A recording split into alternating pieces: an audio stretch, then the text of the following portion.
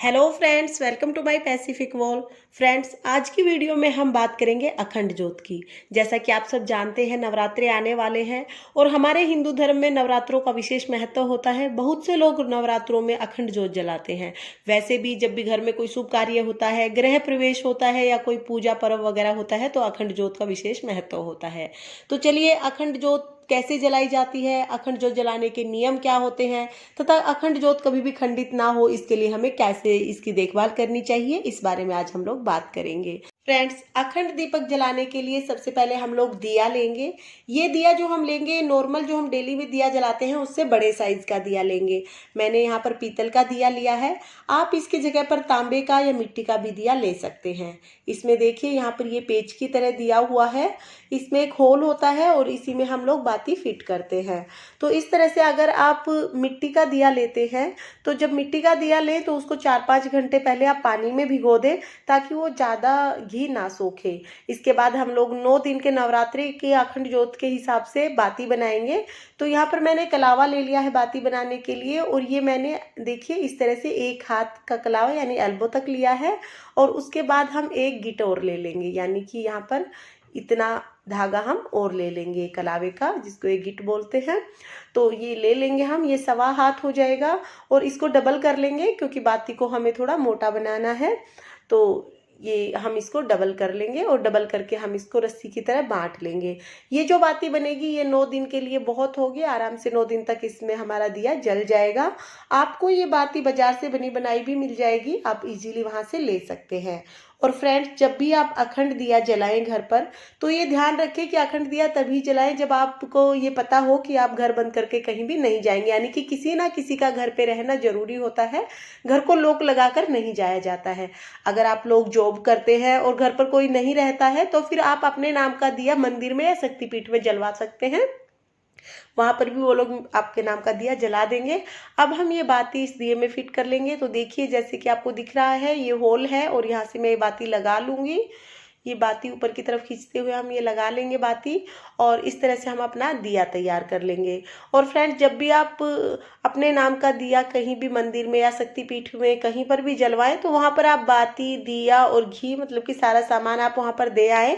वो लोग आपका दिया वहां पर जला देंगे और आप बीच बीच में जाके अपने दिए के दर्शन करके आ सकते हैं। ऐसा सब लोग, कुछ लोग ऐसा करते हैं। लेकिन अगर घर में दीपक जलाया जाए तो बहुत ही अच्छा है, क्योंकि अखंड दिया जो होता है उससे बहुत ही पॉजिटिव एनर्जी घर में आती है।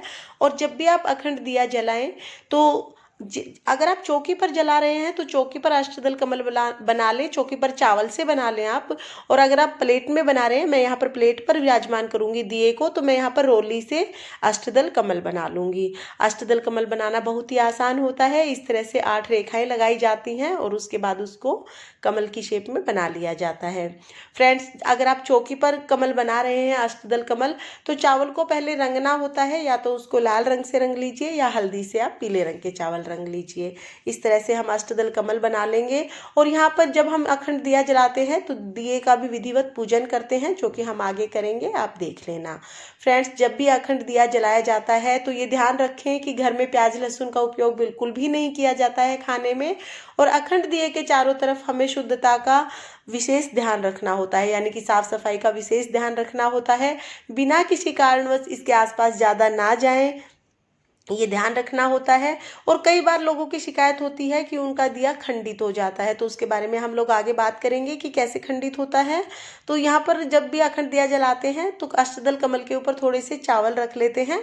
मेरा जो ये दिया है इसमें इस तरह से घेरा दिया हुआ है तो मैं चावल थोड़े ज़्यादा ही रख लूँगी। अगर आपके दिए में घेरा नहीं है नीचे तो आप नाम मात्र के 2-4 चावल रखें, अक्षत रखें, नहीं तो आपके जो ये दीपक है ये हिलेगा, बैलेंस नहीं बनेगा। अब हम दीपक पर तिलक लगा देंगे। तो मैं यहाँ पर 5 तिलक लगाऊंगी। आप 7 भी लगा सकते हैं, 5 भी लगा सकते हैं, 1 भी लगा सकते हैं, लेकिन तिलक जरूर लगाना है। आप अपनी इच्छा के अनुसार इसे डेकोरेट कर सकते हैं। और इसके बाद हम लोग जब घी डालेंगे दीपक में तो उसमें हमें ध्यान रखना है कि हमें घी कितना डालना है, क्योंकि कुछ लोग दीपक को बिल्कुल ऊपर तक भर देते हैं, जिसकी वजह से भी उनकी बाती अच्छे से जल नहीं पाती है। तो जब भी हम दीपक में घी डालेंगे तो देखिए इस तरह से हमें इसे पूरा भरना नहीं है। ये हमारा दीपक बिल्कुल तैयार हो गया है। अब हम इसमें घी डालेंगे, तो जब हम घी डालेंगे तो हमें आधी से थोड़ा सा ही ऊपर तक घी डालना है, यानी कि चाहे हमें दिन में 2-3 बार घी डालना पड़ जाए, लेकिन हमें एकदम से जल्दी में पूरा भरना नहीं है, नहीं तो बाती हमारी अच्छे से नहीं जलेगी और हमारा दिया खंडित हो जाएगा। तो देखिए हमें इस तरह से इतना ही घी डालना है। इसके बाद हम दिए पर भी फूल चढ़ाएंगे और दिए को भी भोग लगाएंगे। भोग के लिए आप यहाँ पर मिश्री भी ले सकते हैं और पताशे भी ले सकते हैं। दिया हमने जला दिया है। दिया जलाने के बाद हम फूल से पूजन करेंगे दिया का। अखंड जो हमने जोत जलाई है इसका पूजन करेंगे और इसके बाद मैं इसमें मिश्री का भोग लगा दूंगी।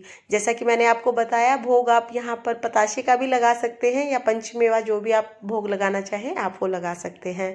फ्रेंड्स, जब भी आप अखंड जोत जलाएं तो ऐसा माना जाता है कि अखंड जोत जो होती है इसका खंडित होना शुभ नहीं होता है, और अगर खंडित हो जाए तो मन में विचार आते हैं। तो इस तरह का एक दिया आप बना के रख लें और उस दिए को इस तरह से जला के रखें, क्योंकि जब भी हम दिया जलाते हैं तो इसमें ना ऊपर गुल आ जाता है जिसको फूल बोलते हैं, यानी कार्बन सा जो आ जाता है उसको हटाना होता है।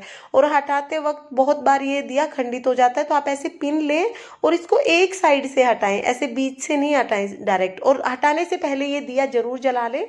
अगर बीच में खंडित हो जाता है तो इसी दिए से इस तरह से इसे जला लें और इसी घी से इस दिए को बुझाकर यहीं पर रख दें। अगर हम इस दिए से अपना दिया जलाते हैं तो दिए को खंडित नहीं माना जाता है।